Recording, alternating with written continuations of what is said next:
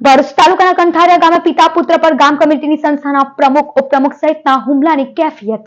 કંઠારિયા ગામે ગામ કમિટીની ઓફિસે સોહેલ ગુલામ અહેમદ પટેલ, તેના પિતા સુલેમાન પટેલ, સરફરાઝ આરિફ અને ઇકબાલ હિસાબ માંગવા ગયા હતા।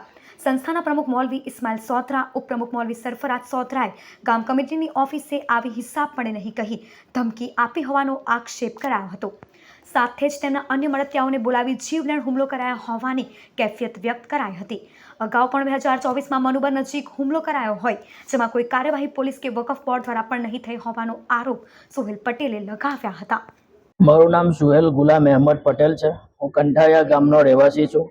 આજરોજ અમે સવારે 9:30 વાગ્યે કંઠારિયા ગામ કમિટીની ઓફિસમાં હું, મારા પિતા મોહમ્મદ સુલેમાન, સરફરાજ, ઇકબાલ આદમ અને આરિફભાઈ કોઠિયા ગામ કમિટીનો અમુક હિસાબ અમારે જોવો હતો, એ માટે અમે કમિટીમાં ગયા।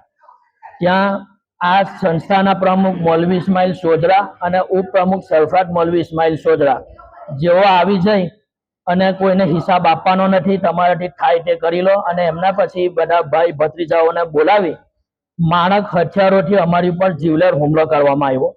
અગાઉ પણ મને અને મારા પિતાની ઉપર 16/9/24ના રોજ મનુબર મઢુલી ધામ પાસે જીવલેણ હુમલો કરવામાં આવ્યો હતો। હાલમાં 2 મહિના પહેલા જ આરોપીઓ જામીન ઉપર છૂટેલા હોય અને વારે ઘડીએ અમારી ઉપર આ લોકો જીવલેણ હુમલાઓ કરે છે, એટલે અમારે રહેવાનું હવે મુશ્કેલ થઈ ગયું છે।